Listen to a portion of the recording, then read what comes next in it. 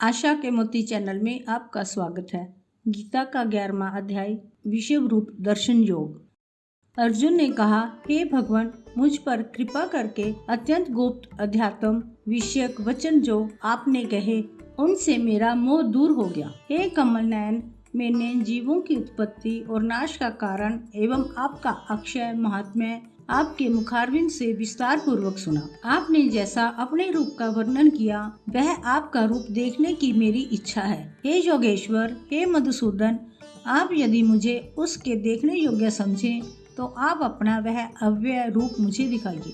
भगवान जी ने कहा, हे पार्थ, नाना प्रकार के, नाना वर्ण के और नाना आकारों के मेरे शत शत सहस्त्र सहस्त्र दिव्य रूप को देखो। हे भारत, तुम वसु, रुद्र, अश्वनी कुमार, मरुदगण और जो पहले कभी ना देखे थे ऐसे मेरे आश्चर्य में रूप देखो। गुण केश व चराचर सहित यह चरित्र देखो तथा और कुछ जो देखना चाहो तुम यहाँ मेरी देह में देख लो, परंतु इन नेत्रों से मुझे नहीं देख सकोगे, इसलिए मैं तुमको दिव्य नेत्र देता हूँ। उनसे मेरा विराट रूप देखो। संजय ने धृतराष्ट्र से कहा, हे राजन, इस प्रकार श्री कृष्ण ने अर्जुन से कहा और उसको दिव्य दृष्टि देकर अपना अलौकिक रूप दिखलाया। उस विषव रूप के अनेक मुख और अनेक नेत्र थे, उसमें अनेक अद्भुत दृश्य थे और उनमें अनेक सुंदर सुंदर आभूषण और दिव्य आयुधों से सुसज्जित थे। देह पर दिव्य पुष्प, दिव्य वस्त्र थे, दिव्य गंध देह पर लगे थे। उस समस्त आश्चर्य युक्त अनंत देव के सब और मुख दिखाई देते थे। आकाश में हजारों सूर्यों की प्रभा एक साथ हो तो भी उस महात्मा की प्रभा की समानता न कर सकेगी।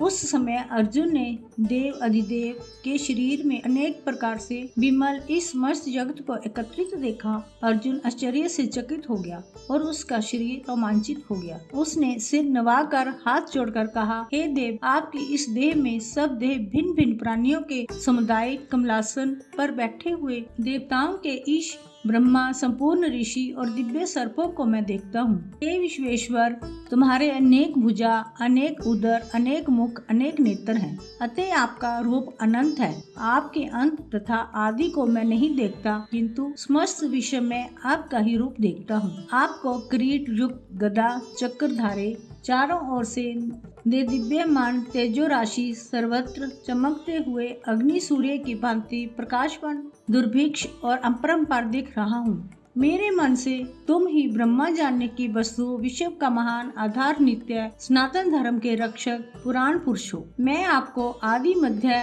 तथा अंत में रहित अनंत शक्ति, अनंत भुजा, चंद्र सूर्य है नेत्र जिसके, ऐसे कांतिमान अग्नि के सुदृश्य मुख वाला अपने तेज से इस संपूर्ण संसार को तपाते हुए देख रहा हूँ। हे महात्मन, पृथ्वी एवं आकाश के मध्य का वह अंत वह संपूर्ण दिशाएं आपसे ही व्याप्त हो रही हैं। आपका यह अद्भुत तथा उग्र रूप देख तीनों लोग व्यथित हो रहे हैं। यह देखा कि देवताओं के समूह तुम्हारी शरण आ रहे हैं, उनमें कितने ही भयभीत होकर हाथ जोड़कर तुम्हारी प्रार्थना करते हैं। महर्षियों और सिद्धों का समूह स्वास्ति कहकर नाना प्रकार से तुम्हारी प्रशंसा कर रहा है। रुद्र, आदित्य, वसु, साध्य, विषभदेव, अश्वनी, मारुत, पिता, गंधर्व, यक्ष, असुर, सिद्ध अनेक संग विस्मित होकर आपकी ओर टकटकी लगाकर देख रहे हैं। हे महाबाहो, अनेक नेत्र, अनेक बाहु, अनेक जांघ, अनेक पैर, अनेक पेट, कराल दंत युक्त तुम्हारा यह विशाल रूप देखकर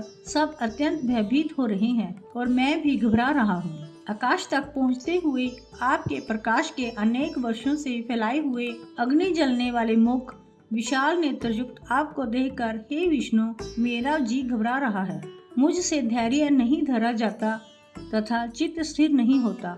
हे देवेश, हे जगनिवास, इस भयंकर दाढ़ वाले इस काल अग्नि के सदृश आपके मुखों को देखकर मुझे दिशाएं नहीं सूझती, मैं शांति नहीं पाता, मुझ पर दया करो। हे प्रभु, धृतराष्ट्र के दुर्योधन आदि पुत्र अपने साथ अनेक राजाओं सहित और भीष्म, द्रोण, कर्ण तथा हमारी ओर के मुख्य मुख्य योद्धा बड़ी बड़ी दाढ़ों से युक्त आपके विकराल मुख में शीघ्रता से प्रवेश कर रहे हैं तथा उनसे आपके ही लोग आपके दांतों में दबकर ऐसे दिखाई देते हैं मानो उनका शरीर चूर्ण हो गया हो। जैसे नदियों की अनेक धाराएं जब समुद्र की ओर बहती हैं, वैसे ही ये मनुष्य लोक के वीर आपके प्रज्वलित मुखों में प्रवेश कर रहे हैं। जैसे अग्नि में पतंगे गिरते हैं, वैसे ही वे लोग भी अपने नाश के लिए आपके मुख में बड़ी तेजी से प्रवेश कर रहे हैं।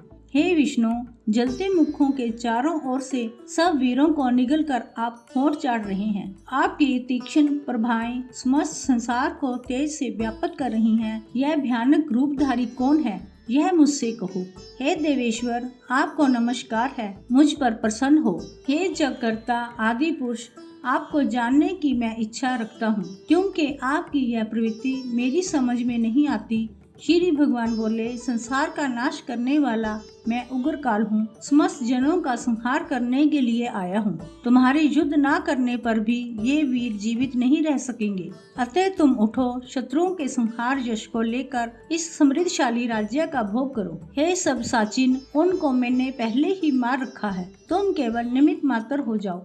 मेरे मारे हुए द्रोण, भीष्म, जयद्रथ, कर्ण और अन्य योद्धाओं को मारो। घबराओ मत, युद्ध करो, तुम युद्ध में शत्रुओं को जीतोगे। संजय ने कहा। इस प्रकार श्री कृष्ण जी के वचन सुन मुकुटधारी अर्जुन हाथ जोड़कर कंपित और भयभीत हुए। साष्टांग प्रणाम कर नम्रता पूर्वक कहने लगे, हे ऋषिकेश, आपके गुणगान करने से संसार प्रसन्न और प्रेम मगन हो रहा है। राक्षस डर कर दिशाओं की ओर भागते हैं तथा सिद्ध पुरुष आपको नमस्कार करते हैं। हे महात्मन, हे अनंत, हे देव अधिदेव, हे जग निवास, आप ब्रह्मा से विशेष हो। आपको देवता क्यों ना नमस्कार करें।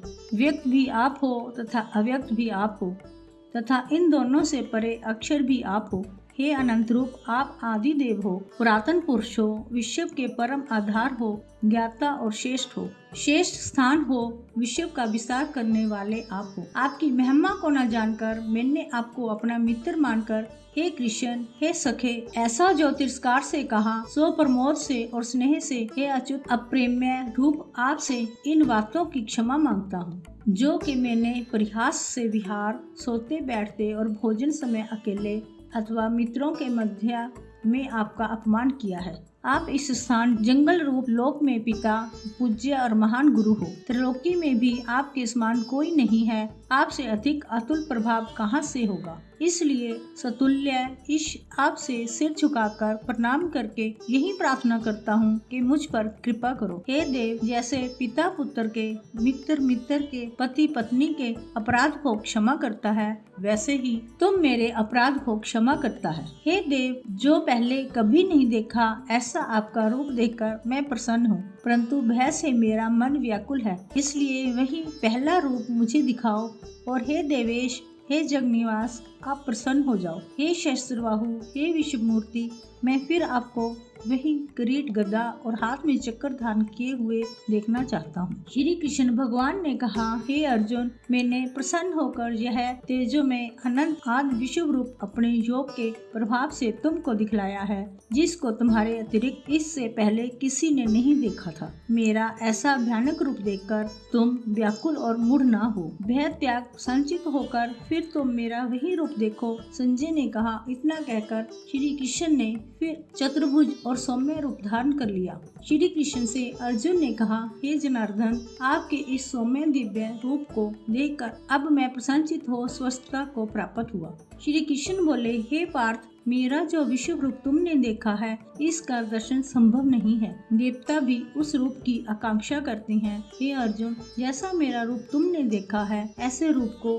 वेद अध्ययन, तप, दान, यज्ञ आदि कर्म द्वारा देखना भी असंभव है। जो कोई मनुष्य मेरी ही भक्ति के लिए कर्म करते हैं, मुझको ही सर्वोत्तम मानते हैं, मुझ में ही भक्ति रखते हैं, सब संसारिक सुखों से मुड़ चुके हैं, संपूर्ण प्राणी मात्र से वैर त्याग चुके हैं, वे ही मुझको प्राप्त कर सकते हैं। जय श्री कृष्ण।